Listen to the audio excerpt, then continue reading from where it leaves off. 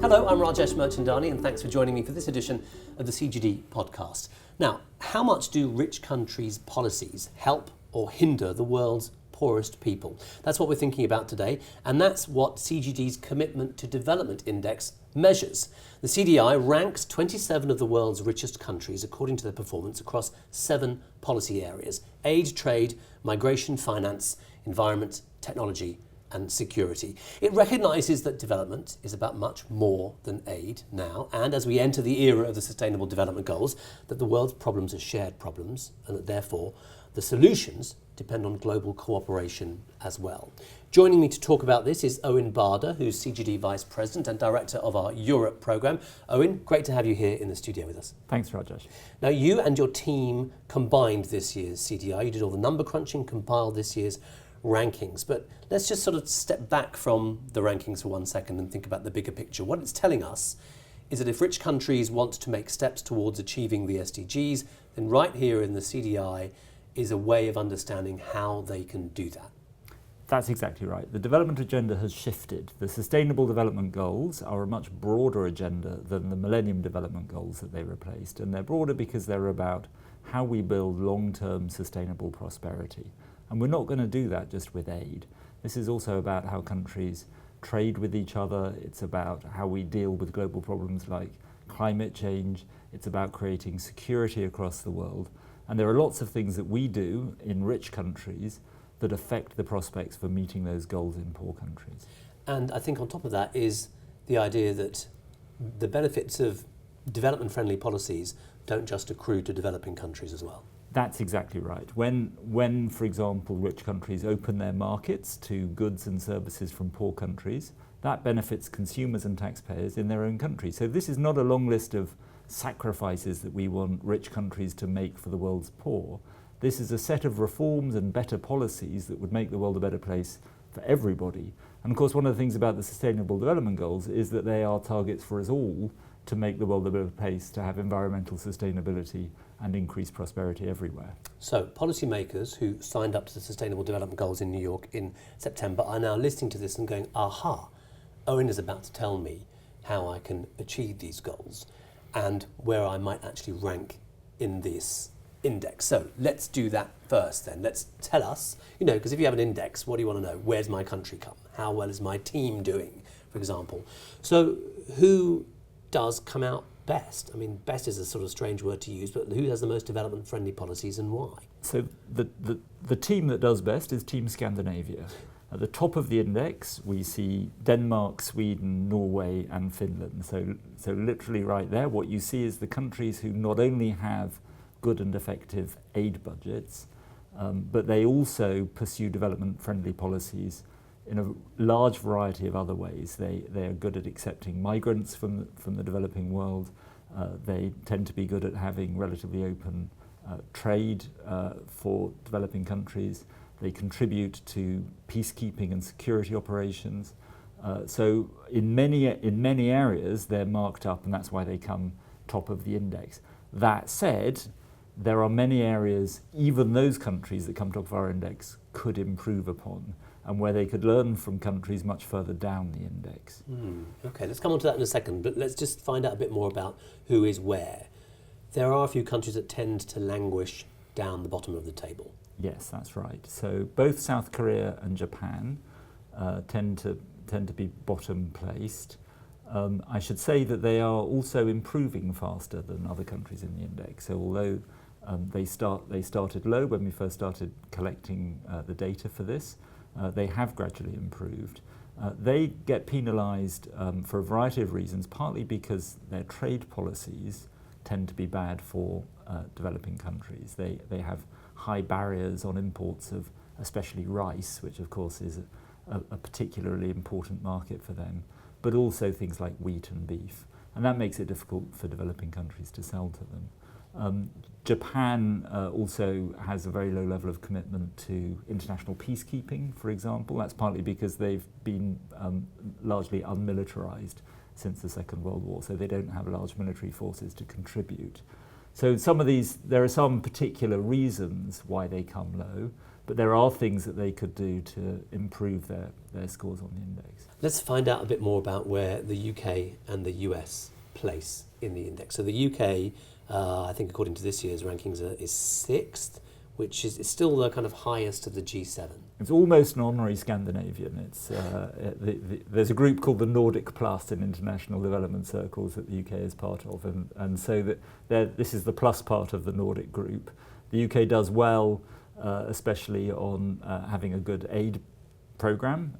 It's both generous and has very effective aid. We measure both, not just the amount of aid, but also how well it's delivered. So it's not just based, that component is not just based on the 0.7, the proximity to 0.7. That's right. So, and importantly, we look in all of these cases on the contribution compared to national income or compared to the size of the country.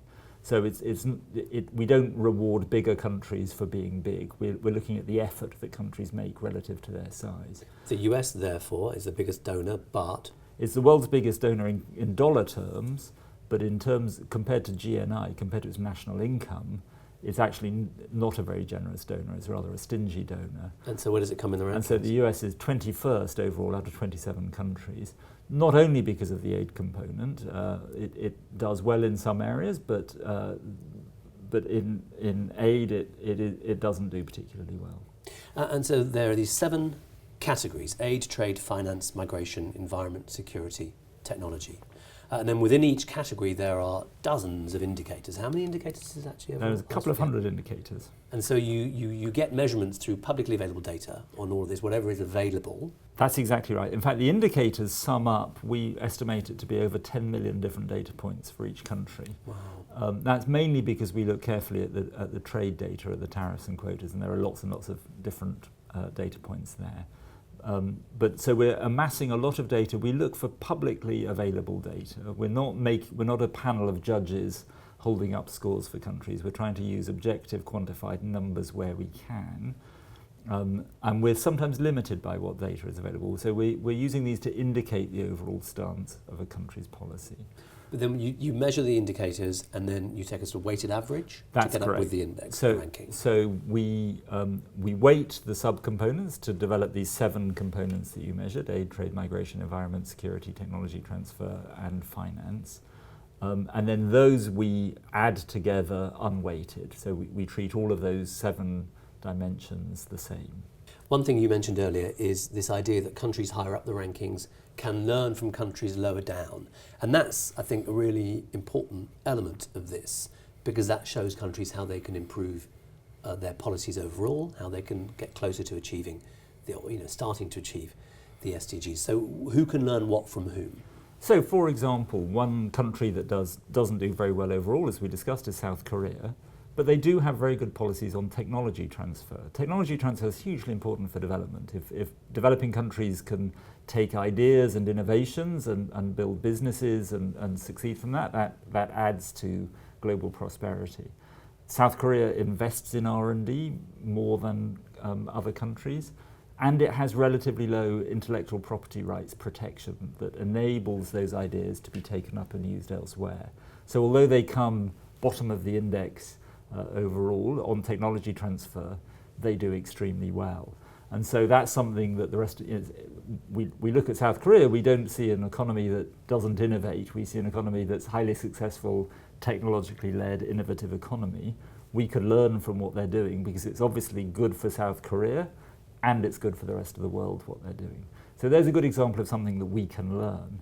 Sweden, a country that does very well on things like foreign assistance, has very high levels of arms sales. They have an arms industry that sells to poor and undemocratic countries. And we weight arms sales according to how poor the places are that are buying them and how undemocratic they are. And Sweden does very, very badly on that index.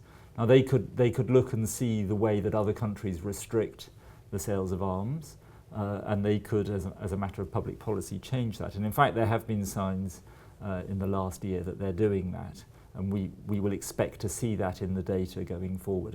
It doesn't yet feature in this year's index, but we're seeing the policy changes that we would expect to see them lift off the bottom, as I think they're learning kind of international norms and standards that it's not okay to be selling arms in these places, and they need to sort that out. And for policymakers who are interested in this, they want their country to come out well. You want to be seen as being development friendly, and so there are ways here that there are practical tools and lessons for them. That's exactly right.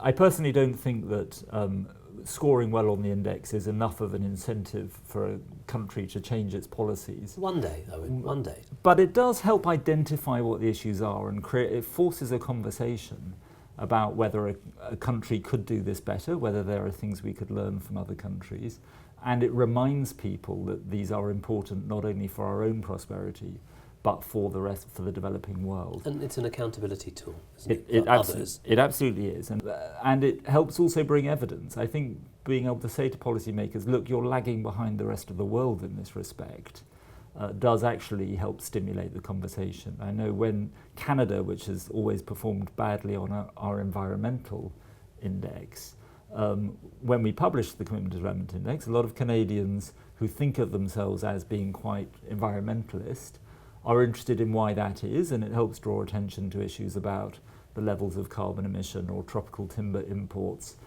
in Canada, and that has helped create part of the conversation there. And is it the Dutch who instigated some kind of review of an area of policy on the basis of this? Yes, the Dutch looked at why European countries generally are doing badly on technology transfer, in particular intellectual property rights, have gradually got tighter and tighter. So one of the things the index enables you to do is to see what's changing over time. And what we've seen is that the European countries are tightening up the rules that make it hard to transfer new technologies to the developing world. And the Dutch Parliament had a debate about what was going on. Their conclusion was that these were largely rules and practices that were emanating from Brussels, and so their attention focused to how they could begin to change that in Brussels. So that I think comes from drawing attention to these issues. This year's CDI rankings and all the information that goes into calculating the index is available on our website, cgdev.org. Owen and team, let's thank the team for putting the index together, but Owen, thank you for coming in and talking to us about it. Thanks, Rajesh. And don't forget to join me, Rajesh Merchandani, for the next podcast from the Centre for Global Development.